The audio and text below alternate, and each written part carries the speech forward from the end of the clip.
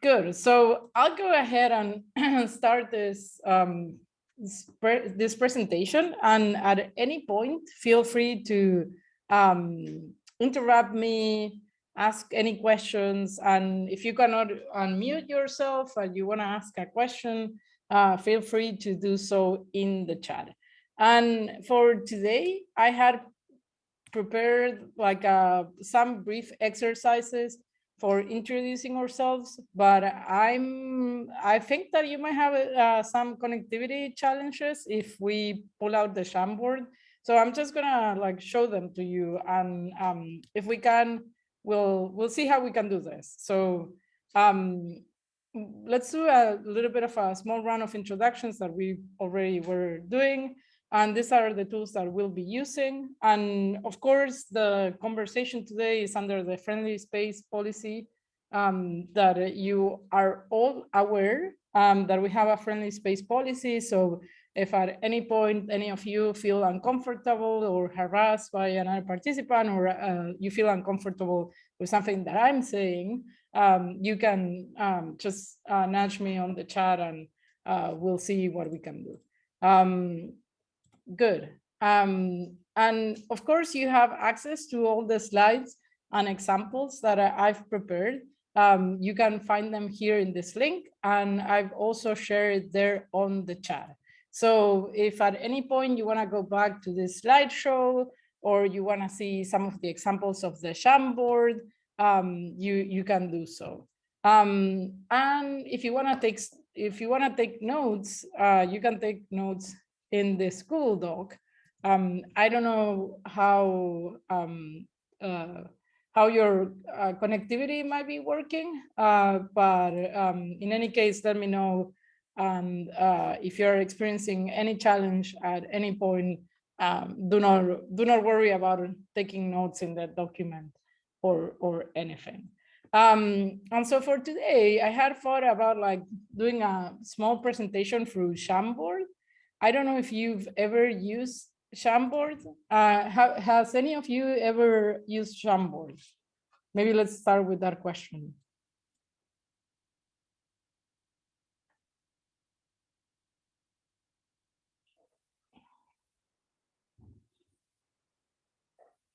No, never heard. Mikael?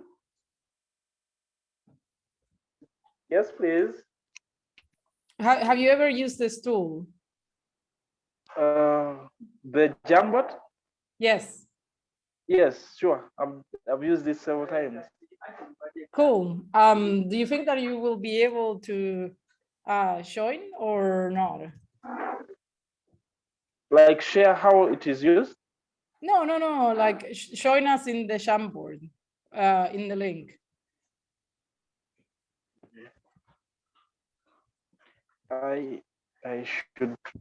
Let me first switch to my laptop. I was using my device. Then Cool. I see that someone joined. I see an anonymous giraffe joining the Jamboard. So basically, this is like an icebreaker activity, but since some of you are experiencing connectivity issues, no worries, we'll place you here in the map. So the idea is that we can grab an icon and we can like put you there. So I see that that's where Michelle, I hope I'm pronouncing your name correctly. So we're gonna put him here. yeah, you can call it Michael, Michelle, Edney. Works. All right. Good. And Faisal, you said you were in Ghana, right? Yes. Good. So Ghana is somewhere here in that coast, right? So you are here, right?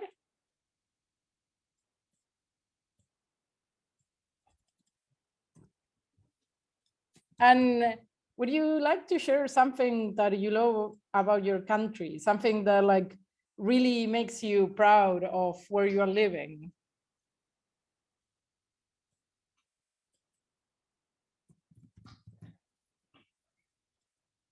So for example, I'm living here in Uruguay, and I think that one thing that I really like about this country is that people are very nice to each other. They tend to be very open with having conversations with you, and they are very friendly overall. So that's something I like about the country. What about you, Michelle, Faisal? Is there anything you would like to share about your country, about why it's a Yeah, good place? Yeah, go ahead. my country is really a nice place because we are in what we call the Great Lakes region, and we have very many lakes, and then we have a good climate here. We have rains, and so we majorly have 2 seasons. The weather here is not bad, and then we have a lot of tourism. So we are one of the countries with so much tourism that the sector is big, that it encourages in more people to come into the country. That makes me proud of my country, and it is called the Pearl of Africa.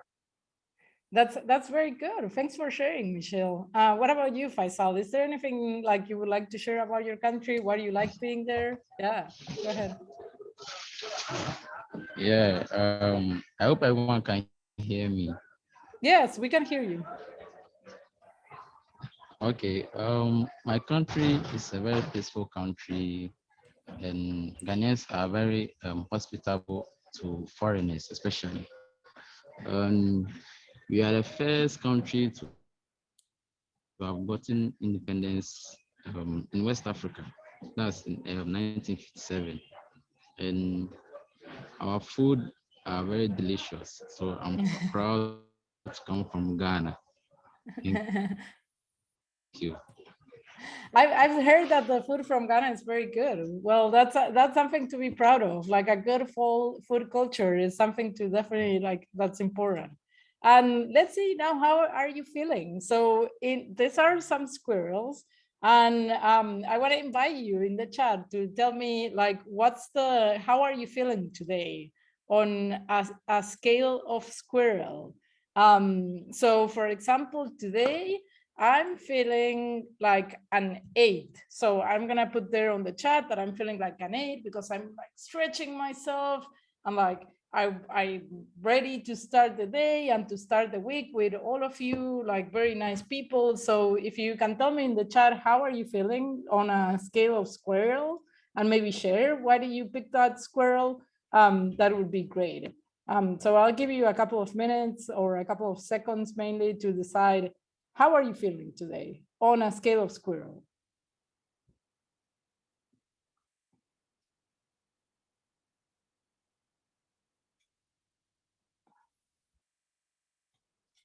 Or you can like say it out loud.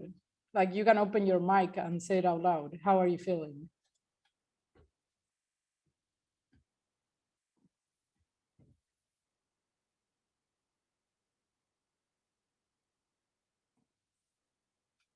Faisal or Michelle, if you want to share.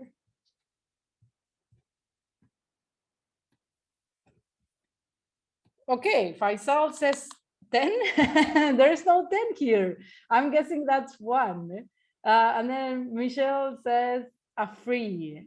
So you're like feeling like yawning, Michelle?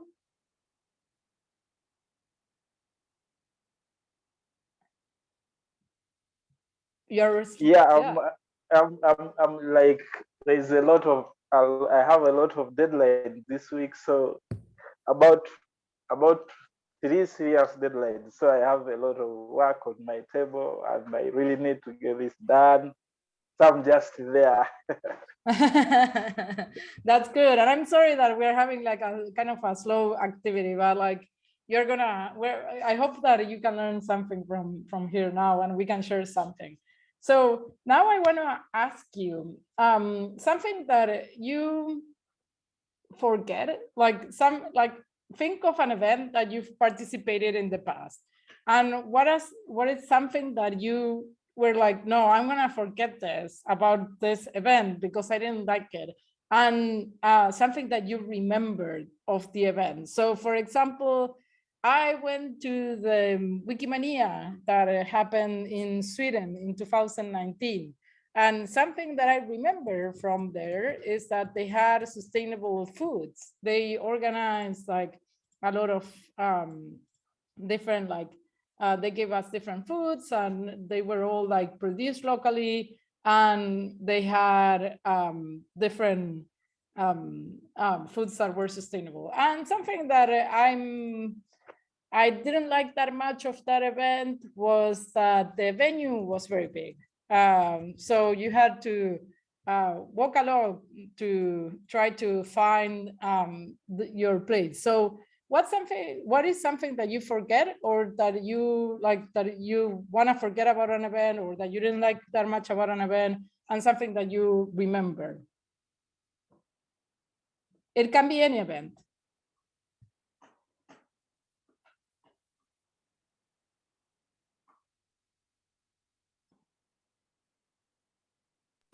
So should it be purely about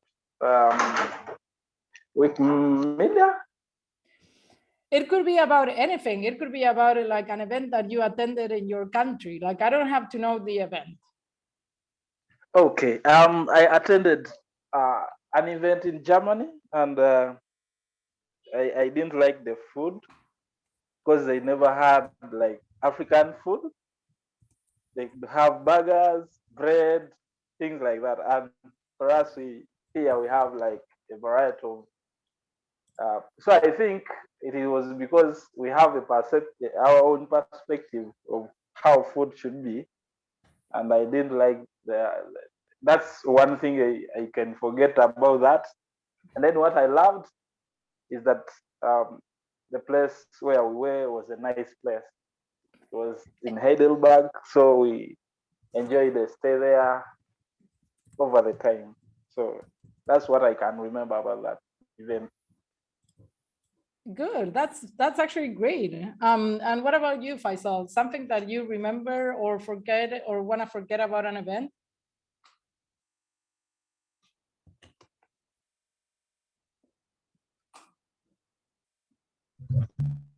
Hello.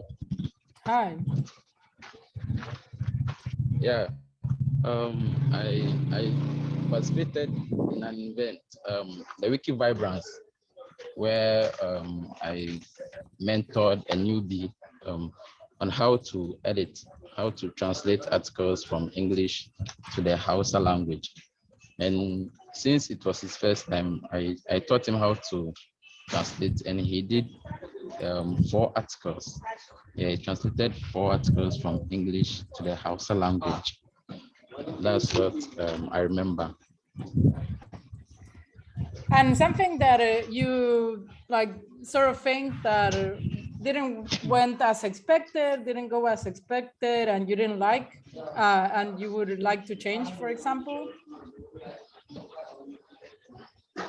Okay, I also took part in the climate change. Um, when we started, we asked to score ourselves. Like after translating, you have to score yourself. You write your point against your username. So I got confused along the way, and I stopped editing altogether because I was confused. I didn't know how to score myself, even though we were given the guidelines on how to score yourself, but I got confused and stopped. I didn't like it. Good, good. So this is great, because these are kind of the things that, can make or break, as they say, an event. So for example, whenever you're having an in-person event, as Michelle was sharing, food, for example, tends to be very important. People will always remember the good food that you had at the event, or will always hate you if you had bad food at the event. So having good food, for example, in an in-person event is always important. It's a good thing to consider, right? That's something that you have to pay attention to. And then having clear guidelines for participation. So as Faisal was saying, he didn't like the self-scoring system. And so that's something that you might want to consider for your event. If you think that participants are going to be confused at any point by the instructions that you're giving them, that's something important to consider. And then I like what Faisal was sharing here about the Wiki Vibrance event. So he mentored someone. So he also felt empowered by doing this. So like the goals and how you achieve the purpose that you had set yourself for the event is also a very important part of what you want to do. And so that's actually something that we can like talk a little bit more like about the purpose, about the goals of your event. So, you know, in event management, there's something called the 5 C's. And this is something that we can adapt whenever we are designing our events.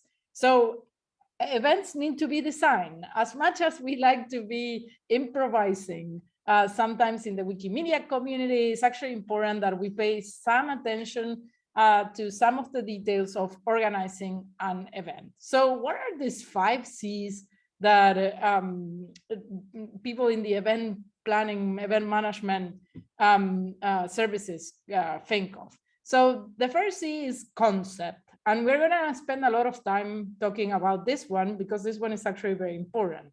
And then the second one is coordination. And this is where some of you already have some experience, for example, because you've participated organizing an event, because you've applied for a rapid grant, maybe with the Wikimedia Foundation, because you have had to do budget stuff, or because you have had to think about who are you going to invite to speak on a panel. So that's basically what we call coordination. And there's something called control. So the idea here is not that you're going to control what participants are going to be doing, but rather that you're going to make sure that you have a plan if something does not go as planned. So you're going to have like a plan A and a plan B and a plan C. And then culmination, which is like being there in the day of the event and being present there. And by being there, I mean like it can either be like a virtual event or it can be an in-person event. It doesn't matter. Like even virtual events have things that you need to go through when you are there on the Zoom room or in whatever tool you are using. And then the closeout, which is how are we gonna close out the event? How are we gonna make sure that participants feel engaged? So for example, Faisal was sharing that you do have a WhatsApp group with some of the participants that attended the incubator activity. And so that's a great way of following up with the people that are participating in your event. But you could also do surveys.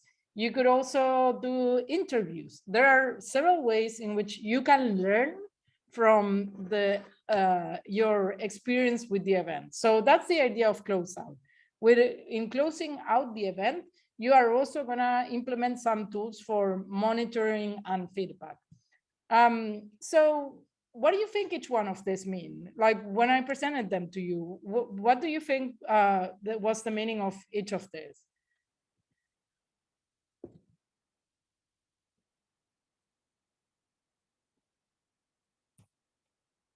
Have you implemented any of this? For example, have you done any survey to learn the experience of your participants?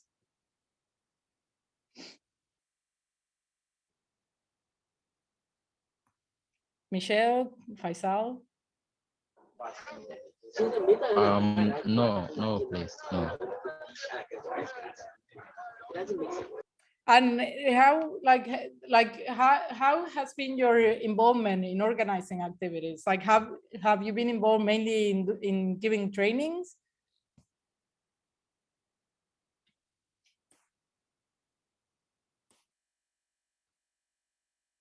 Or have you been helping organizing?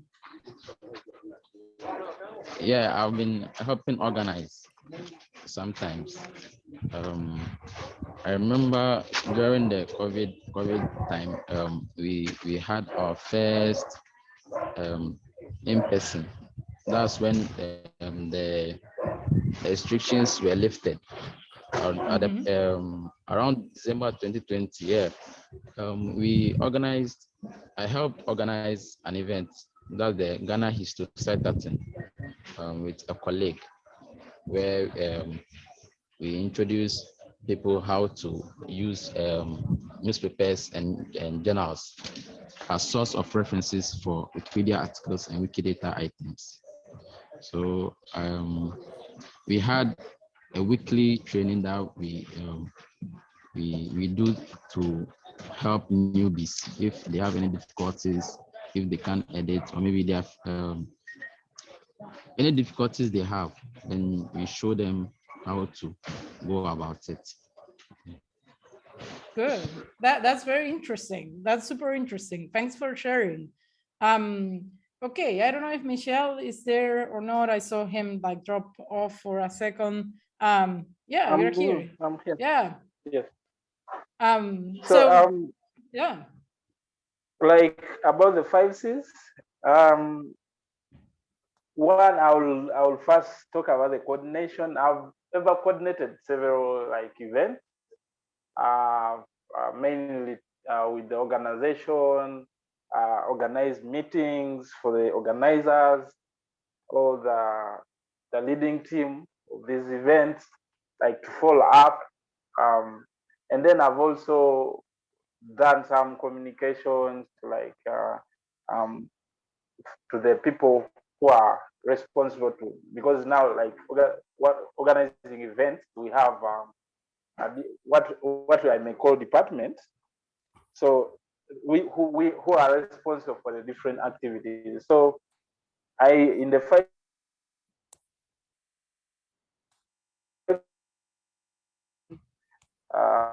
I understand the concept. I think concept is about what the event is about. That's according to me, because if I may talk about my experience with the concept and coordination is when we had to draft an application for grant for the Wikimania from the Wikimedia Foundation. That is for the Wikimania 2022. And we were a team of about 5. So we had to meet up, discuss this, not once, not twice, about several times before we actually came up with finalized the application that we had to make. Yeah. Good. Yeah, that's exactly part of the idea of concept. It's like you need to have clarity on what are you gonna do. So exactly that. Like, so these 5Cs, we can think of them as questions that we have to answer. So whenever we are organizing an event, it doesn't matter how big or how small, we need to think what is exactly what we want to do at the event, what is the call to action. So what do we want people to be doing at the event, and how we expect them to respond. What is exactly that we're thinking that they are going to be doing at the event, and how they are going to be showing up. And then there's something very important, that is, what do we want them to achieve, and what do we want to achieve us with the event? What are exactly the things that we're expecting?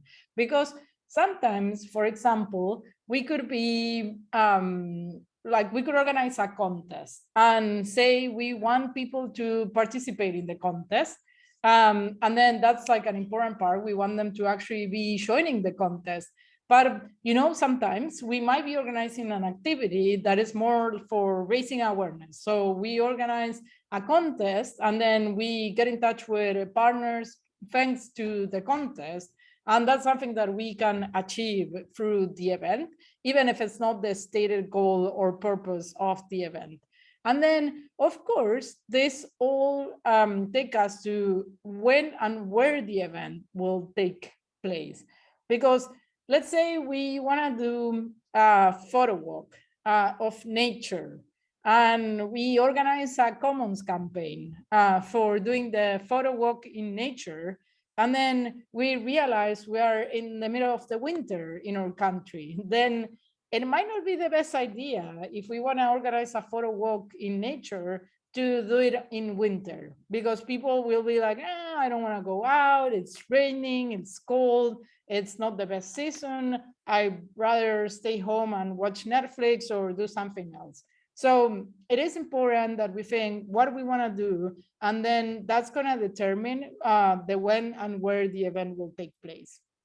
And then, of course, coordination is actually planning the event, and you need to sort of have clarity on what you want to do before you move on with the coordination. And then, as I was saying, control is making sure you are lined up, and culmination and closeout is at the moment of the event. So we already talked a little bit about this. And then the question is like, do I have to do all of this? Do I have to go through all these steps for a small event? And the question to that is, it depends. So ideally, even if it's a small event, you would need to have some idea of what you are expecting participants to do. You have to have some ideas to who are you expecting to show up. So that's an important thing that I want to highlight. Sometimes in our context, like even in South America or in Africa, in your case, we talk about editathons, we talk about hackathons, we talk about these things, and those words might not be transparent for our participants. So it's important that we're able to adapt whatever we need to our local needs and language. So if, for example, you've been taking the Reading Wikipedia in the Classroom training program that Melissa from the WMF, from the Wikimedia Foundation has put together, adapting to the local context is very important. So for example, if I want to organize an activity with teachers, let's say, I'm not going to call it an editathon. I'm not going to call it a hackathon. So communicating my event clearly to the audiences that I want to engage with the event is super important. So for example, another thing that you can think of, and this is an example of what we did for the Wiki for Human Rights campaigns, is that you can have like macro events, so you can have like a larger call to action, for example, the Wiki for Human Rights campaign, and then you can have small events inside that big campaign. So the idea there is that you are going to have like a general guiding purpose or stated goal, and then within that you can have small events too, and those small events can like engage different participants. So for example, you can have the editing contest, and then you can have a panel, and the panel and the editing contest might be speaking to different audiences. And so kind of thinking through some of those, how do we see this in the Wikimedia movement? So for example, when we think about the who is gonna be our audience? These are the questions that we wanna ask ourselves. Are there newcomers or newbies? Do we wanna engage longtime participants? Do we wanna engage on-wiki editors? Do we wanna engage with partners, with new audiences, with professional audiences? Who is the person? Who are the people that we wanna engage with? And normally what we have here is some sort of mental model of who are the people that we wanna engage. And like, let's see how this connect between each other. So for example, let's say that we wanna organize a contest and we wanna make sure that a lot of people edit. So if my goal as an organizer is to have a lot of new articles created, or is to have a lot of new contributions, probably the community that I want to engage with the most are on-wiki editors, because they already know what to do and they already know how to do it. So it's easier for me to try to target them. Does that mean that I won't be including newcomers? No, not necessarily. I can include newcomers on the event too, but they might not be my main target audience. Does that make sense? Have you ever thought about who are you going to engage in this way?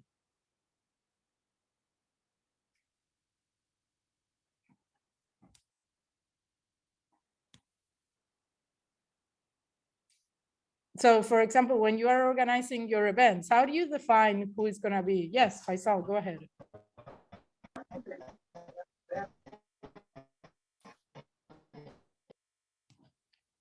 You are breaking a little bit. Michelle?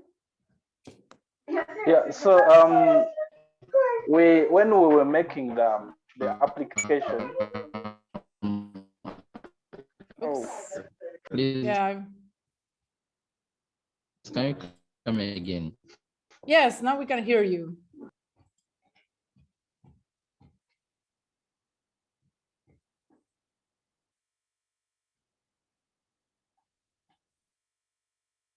Now you're on mute. So Michelle, do you want to go ahead and share as Faisal is still having some challenges?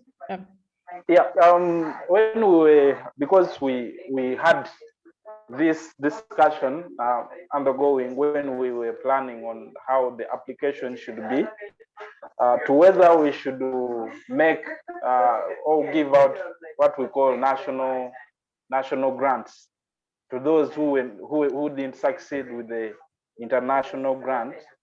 So what we did is to decide whether we need newcomers, completely new, that they just have interest on knowing how the Wikimania is or Wikimedia Foundation is, or should we go for people who have been there but just need support to attend this event. So we decided to go with two categories of people. To those who show interest in the movement's activities, and then those who are actually not those who are just there, because sometimes when someone is not interested in something and you pull them, they may not really do what they are supposed to do. So we just looked around the circles and then decided on two categories of people that when they apply for this grant, they can get them to attend the money of this year. Good. That's great. So that's like super important. So you already have like half the way with that, like deciding who you're going to engage. I think it's also very interesting to kind of think that sometimes we think that an event might not be for someone, but actually it might be. So that's also something important to kind of analyze when we're organizing an event, because maybe we think, oh no, I want to engage with only this set of people, but then the event might actually be very welcoming for the people that we want to engage with in the future. So that's also important. Like it's important to think that, maybe we think Wikimania is not for partners, because why are we going to invite them to an event that is mainly designed for the Wikimedia community? But that's something that we can challenge too. Like we can challenge our own assumptions about who are the audiences for our events. Faisal, I don't know if you're there, but if you're still there and if you want to share something on this.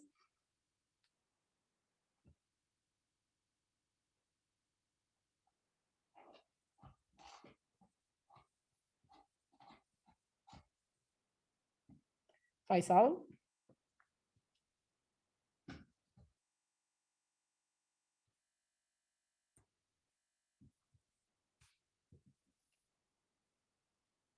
Okay, well, there we go. Yeah, hello.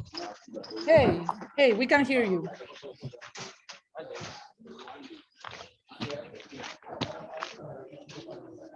Please, can you come again? Yes, we can hear you. So I was asking, like, have you ever thought about audiences in this way?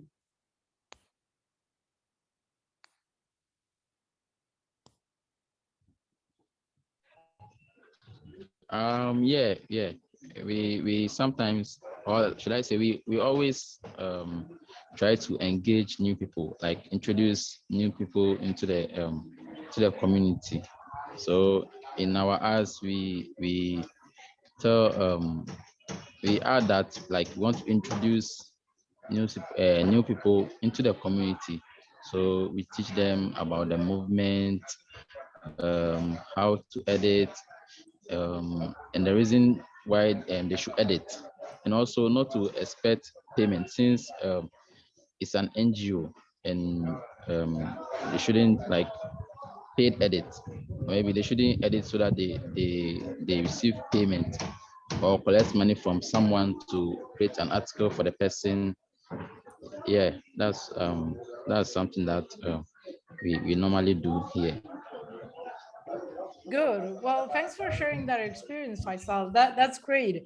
But it's also interesting that there are some times when we might not necessarily teach people how to edit. Like we could also do other types of activities. So, for example, if we want to engage with professional audiences, let's say we want to reach out to librarians, or maybe librarians are not the best example, but like let's say we want to like reach out to teachers, high school teachers. With high school teachers, for example, we might not want to teach them how to edit. What we might want to do with teachers is also like teach them, or maybe teach them how to read Wikipedia, how to understand how to navigate the tool and the resource. So this is again to the question of what we want to do and who we want to do it with and how we are going to do it. Because like sometimes we as Wikipedians, experienced users, we tend to want to teach people how to edit, but sometimes what we need to do is something entirely different. And it's as important as teaching them how to edit.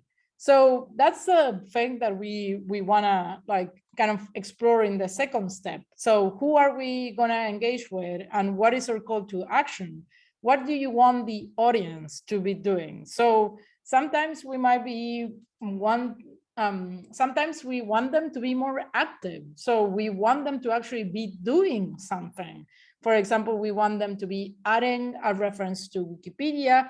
So then that means that we need to do a set of steps in order for them to add a reference. The first thing that we need to do to set up for them is like, what is a reference? We need to explain them that. So we might need to do some training. And then we might need to help them find where are missing references. So that means that we are going to use citation hand, or that we are going to use some sort of list of articles for suggesting them how and where they can add references.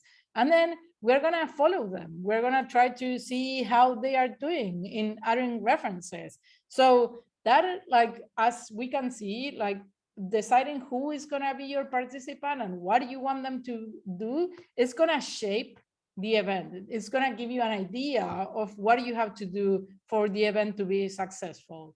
And so if we want them to upload photos from nature, as the example that I was giving, then it means that you have to set up a campaign on Commons, and that you probably want to do a small training on how to do that. And if you're going to give out prizes, then it means that participants have to have clarity on what are the rules or the guidelines of the contest.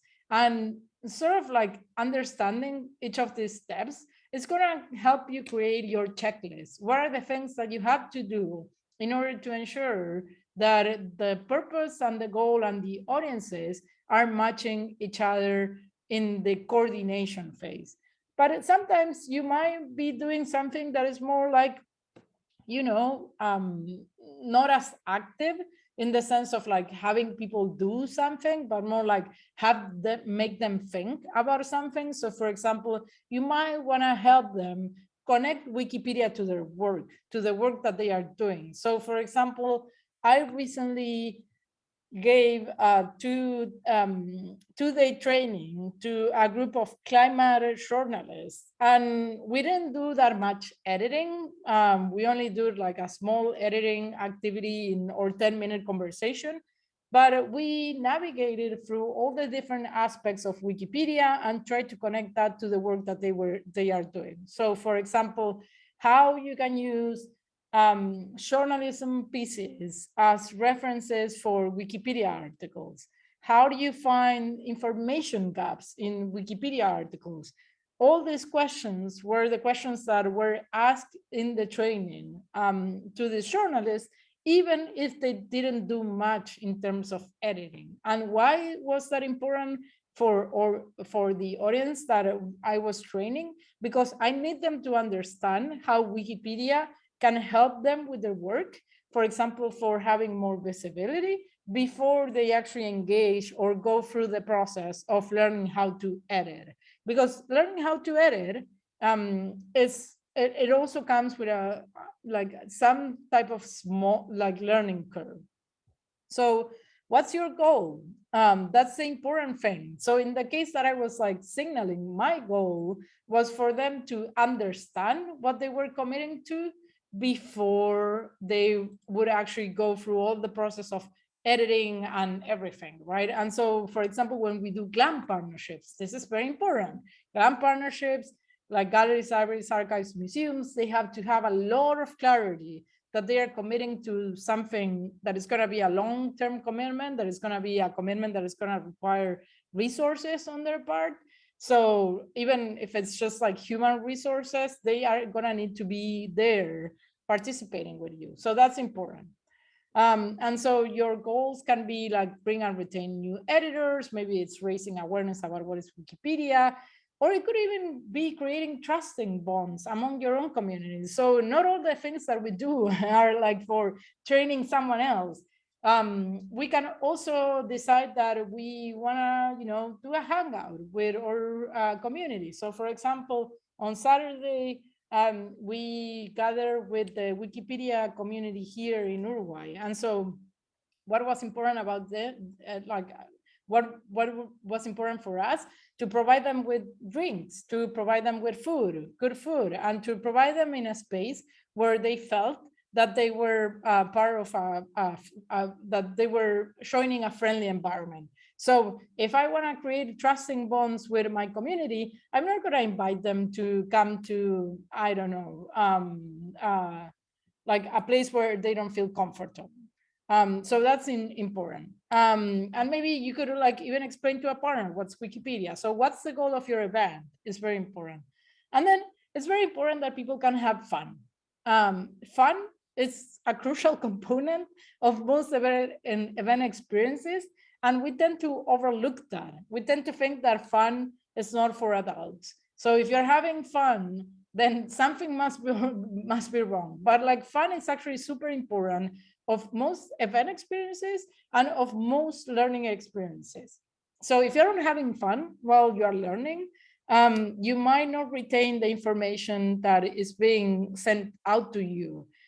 So the fact that people can have fun, that they can laugh about what they are doing, that they can laugh at each other, that they can share and exchange and do that in like in a place that is friendly, it's super important. So we've already sort of shared this, but I want to know if you ever done this exercise of thinking about who, why, what, how, when, where, when organizing an event?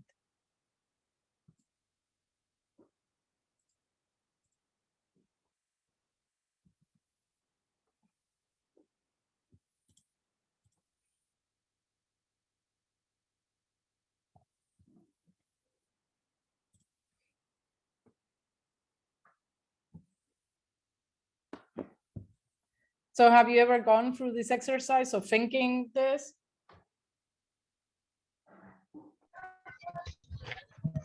Hello. Yeah, we can hear you. Go ahead. Yeah. We like before organizing a program, we take into consideration the location, because transportation is very high in Ghana here. So we don't want to go to a far place which will discourage participants from coming to the event. And also about the time.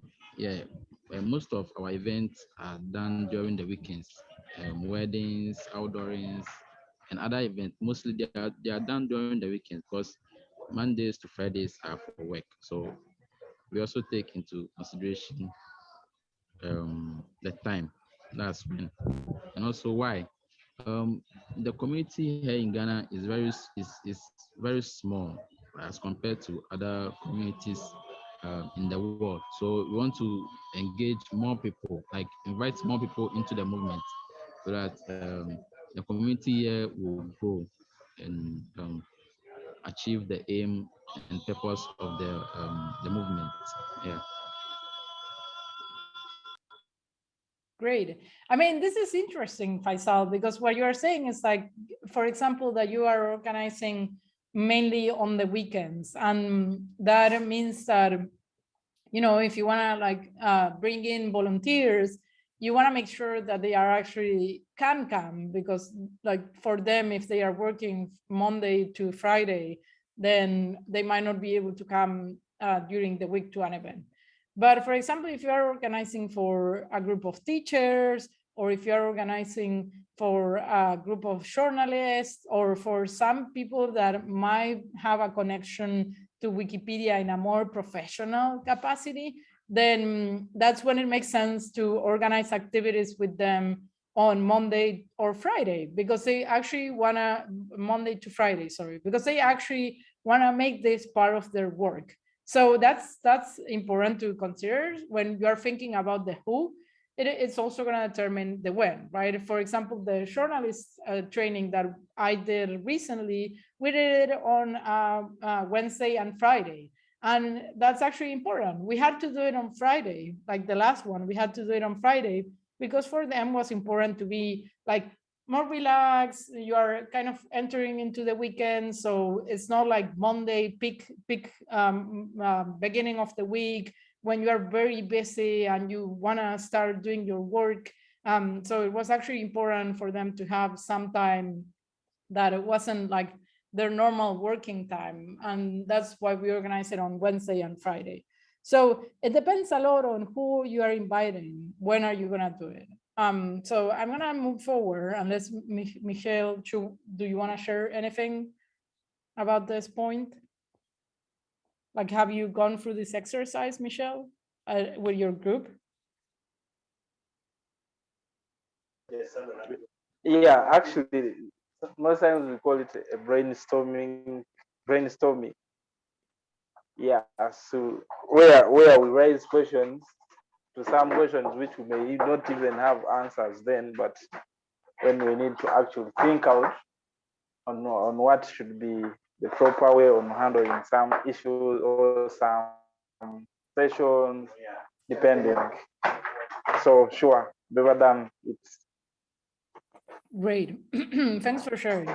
So there are a lot of tools for doing this. As you were saying, Michelle, like this is called brainstorming normally. So you can do a Jamboard with your community. You can do something called an empathy map, but you can also do it like very low tech. You can capture notes in a document, and that's entirely fine if you want to do it that way. So for example, in the case of the Jamboard, and I'm gonna like leave this here for you. So if you go here, you can have access to that. And if you want to see how to do the empathy map, you can have access to that. So these are some tools that you could use for designing your event. So for example, this is like the sort of brainstorming canvas. And, you know, what this tool helps you do is that sometimes there are a lot of ideas being thrown out there. So like people are like, no, I want to do this. And then someone else wants to do that. And then someone else wants to do another thing. But then you start hearing, and this is the important part, that you start hearing that there are some commonalities across people. So you want to prioritize, you want to be able to prioritize. So say, for example, I don't know, 2 people say that they want to do newcomers, and then you have 5 people saying that they want to engage more with teachers, then that's something that you have to consider. That's clearly like a sort of a consensus making process that even when you don't vote, you can start saying, hey, you know, I think that what we're actually hearing in the room is that we want to focus on teachers.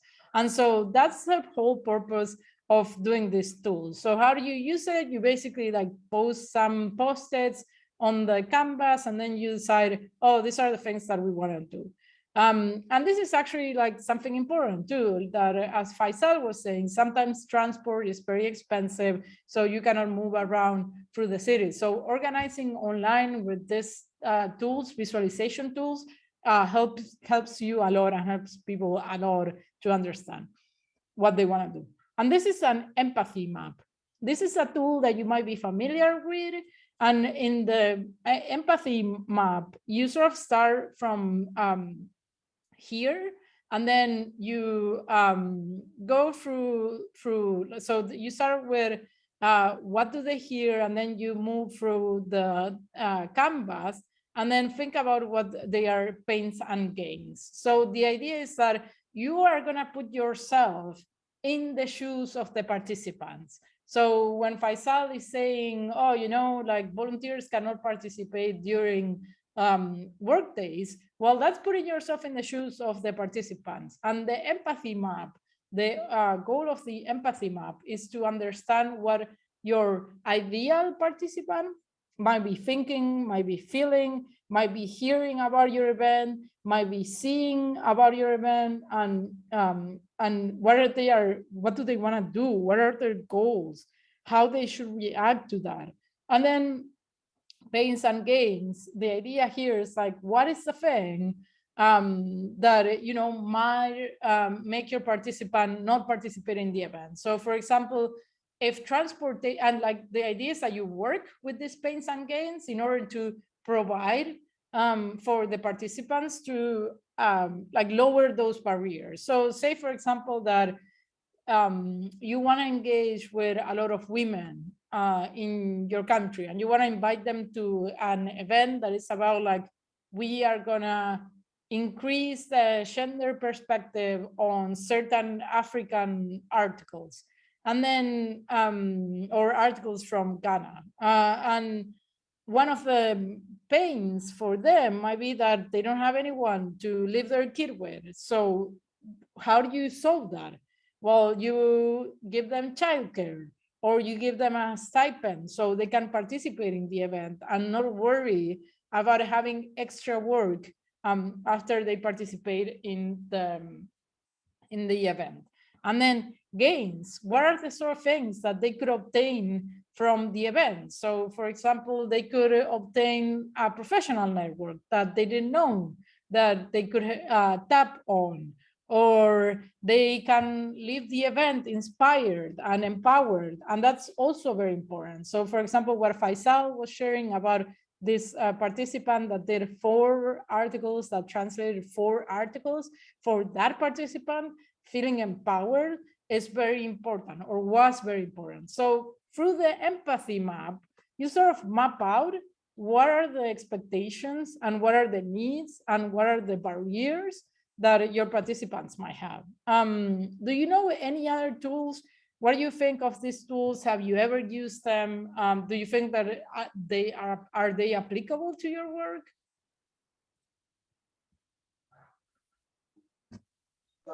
Yeah, sure. For me, it's mainly the Jamboard that I was so familiar with. Yeah, but they really are really very important. Good.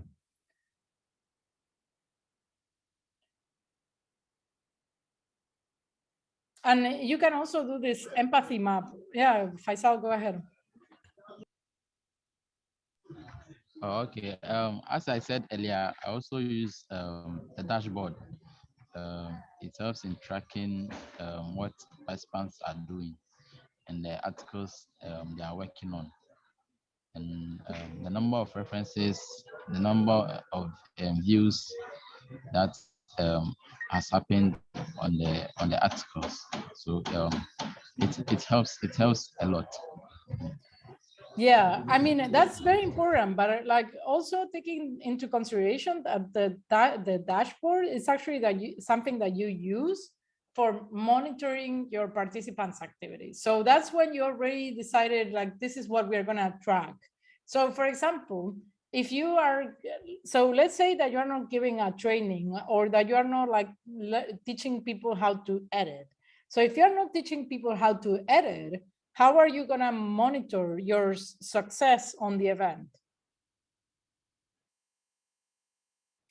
So in those cases, when you're not teaching people how to edit, you need to have some other tool that is not the dashboard in order to measure the success of your event. And that can be, you know, new partnerships formed after the event happens, or response rates of follow-up, or how, like, or a satisfaction survey, So there are different tools that you could use when the goal of your event is not necessarily doing edits. And then coordination. So after you've decided what you want to do on your event, what do you want to achieve, who is your audience, when it's going to take place, where it's going to take place, you have to actually go into the planning phase. And this is something that you're all very much aware of, like you set up a budget, you build a timeline, you build an event program. If you want to do panels, you have to engage with the people that you want to invite for the panels. So you need to be able to invite them in advance. Some people have very busy agendas, so you want to make sure that they have at least 3 or 4 weeks before they say, hey, yeah, I'm going to be at your event. And then the communications, like communicating about your event is super important too. And building lists. So for example, if you want to engage with people and teach them how to edit, you need to make sure that they can find what they can edit on. And then build, monitor, and reporting tools. So the dashboard is one tool that you can use, but there are other tools that you can use for reporting. And here are some examples of on-wiki tools. So for example, if you are going to present a budget, then you can go to the Wikimedia Rapid Grants and then set up your budget in the way they are asking for that. You can set up your event page. And so, for example, if you're going to be doing a campaign on Commons, if you want to do an upload campaign on Commons, you actually have to set up a campaign. And then there are other tools for, hey, Faisal, you dropped there for a second. I hope you can still hear us. We cannot hear you, but I can see you there. And yes, this presentation, I see your question in the chat.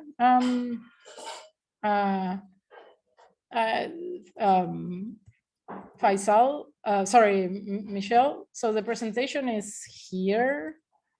And yes, I see that you're saying Google form. That's Michelle, that's actually very important. I didn't think of Google Forms, but you're right that we need like Google Forms, right? Like, so you need like Google Forms for doing surveys, right? You might need Google Forms for before the event for participants to put themselves sign up for the event. Like you could have a Google form. There are different ways in which you could do that. You could also use Eventbrite if you wanted to do that. If you want to have participants registered. The good thing about Google Forms is that you can actually ask them a little bit about what their expectations are before coming into the event. So of course, for setting up lists, and you have the dashboard. If you want to monitor what participants do, you can also use event metrics, which is for after the event has happened. So if you have the list of participants, you just make them register on Wiki, and then they can you can actually track their contributions through event metrics. And for building lists, you can use Wikidata plus Listeria, or you can build manual lists if you already know what they want to do. I'm actually gonna add it like here, plus other tools such as Citation Hand, or yeah. And I might add the links onto this presentation. Sorry about that. I didn't realize I didn't include anything. So we've talked a lot about the experience you have organizing Wikimedia. So I'm gonna pass that slide really quickly because you do have a lot of experience in organizing for the Wikimedia ecosystem. And the idea of the control stage is that you are basically gonna go through the run of the show, so to speak. And here is where you build all the things that you wanna make sure that are in place for the event. So for example, if you are, so in your empathy map, you have identified that your participants, one of the reasons why they are not able to join is because they live very far away from the place where you want them to join. So then maybe something that you do is you say, okay, we're going to hire a pan, and then we're going to take them to the place that we want to do the activity on. I'm just putting a silly example. This is not like something that you necessarily have to do, right? And so a double check there would be that you actually hired the van and that you have the budget for it. So that's the idea. Like, this is where you make sure that the flow of the event, the things that you want to do are clear, and everyone is clear about how it's going to run. And important is that to know is that things can and will go wrong. So here's an example from this website called Failed Cakes. And you can see here that this is the cat and this is the cake of the cat. And they don't look very much the same. So this is important. Like, things will go, like, you have an idea on your mind of how the event will run. And then reality meets your ideas, and then they might not be the same. They might not look very similar. And that's okay. You can like work with that. How can you work with that?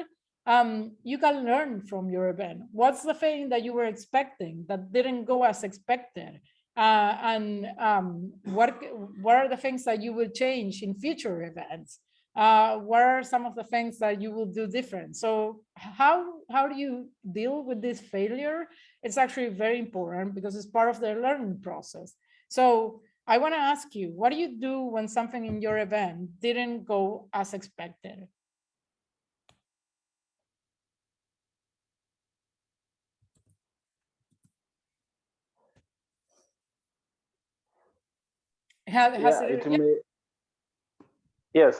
It may go wrong in so many ways.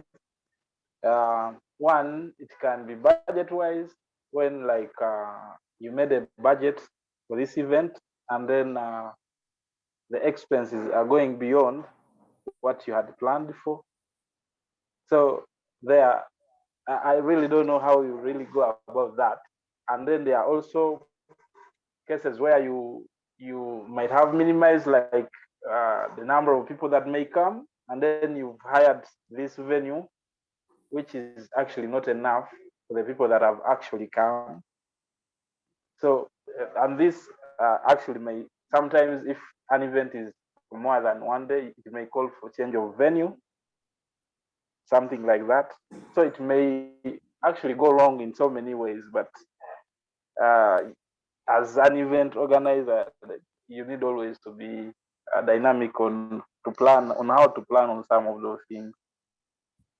Yeah, exactly. Yes, there's always room for like trying to think how do you do those things. So for example, if you had a budget and you're realizing that you go over budget, that's something to learn for next time. So that means that something went wrong in the planning stage. So when you were doing the concept, if you and the coordination, if you went over budget, it means that in those two stages, there was something that went wrong when doing that.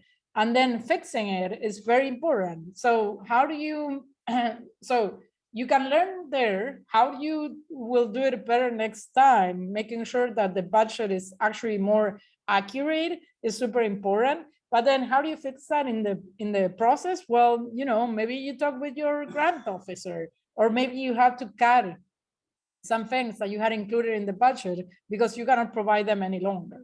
So having that flexibility is super important. And again, learning is part of the process and failing is part of the process. I wouldn't call like more people showing up necessarily a failure, but what can happen to you, for example, is that you know, you hired a venue or you got a venue, like someone lended you a venue for 20 people and then 40 people showed up. So, you know, you are not necessarily able to accommodate everyone. And then for the next event, you are like, oh yeah, like last event, it went really well. So we had like 40 people show up. And so we're gonna get a venue for 60, just in case, right? And then 10 people show up. So that's also important, like understanding that different audiences will react differently to your call for action. So a lot of it will depend on how do you plan your event and for who you plan it for. And then culmination. So this is the day of the event, the day when actually, or the day or weeks of the event. And you need to make sure here that everyone is in place. You need to make sure that everyone understands the flow of the event and they are monitoring the event and you're keeping on time. This is super important. So for example, if you're doing a panel, you need to make sure that panelists, that the speakers are actually being kept on time, because people have expectations about how much time they are going to be investing on the event. Making sure that you have a way to respond to emergencies. And then in some cases, you might need to be sending the service of satisfaction, like, you know, or the service of like, how much have you achieved your goal that same day. And then you can relax at the end of the event. It's also important that you create space for you and your co-organizers in order to be able to relax and get a good experience out of the event. And then the closeout. So closing out the event is actually as important as starting the event, because this is where you learn. So you have to gather feedback. You have to follow up with potential partnerships or interest people. So after, you know, you've done a panel with, I don't know, a university or whatever, like, or another institution, a cultural institution, you need to follow up with them and ask them, how do you think the event go? What are the things that you would improve? And then send thank you notes to everyone that participated. Recognize them for their time, give them appreciation, show them that you care. This is very important. Maybe part of your closing out could be forming a WhatsApp group. That's super important too. So if you want people to get in touch, and the way in which they do that is through WhatsApp, then having that set up is super important. And then, as important as everything, is to report and communicate on the results of your event. So that's like key to making sure that everyone knows what you achieved on your event is very important. Doing debriefs, so talking with your group, how do we think that the event goes? Is there anything that we would change of our event to make it more successful? So that's it. That's the end of the presentation. I've included a couple of links and I'll include some more. And now I'm curious to know, what do you think? Is there anything that resonated with you? Is there anything that, you know, like, do you think that this was a useful session? Where, like, now the floor is open for any comment that you want to make or share.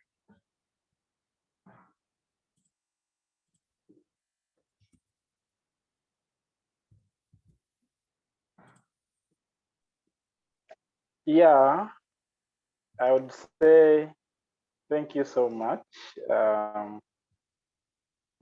The session was so insightful, and I would say I would recommend it to anyone, because like yes, there are so many things that happen during events.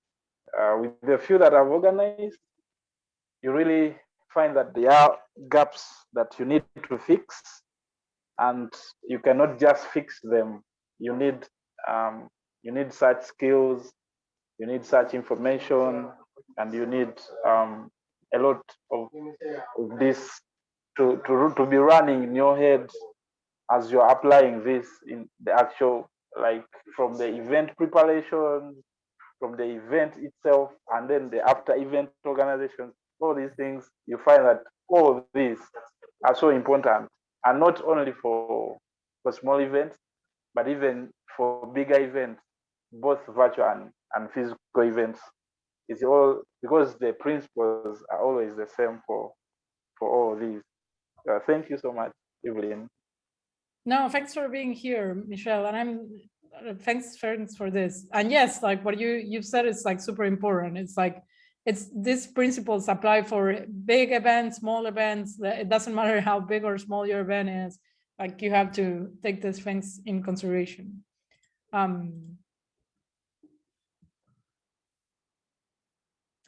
Good. Faisal, do you want to, like, is there any question, comment, anything that you would like to learn more?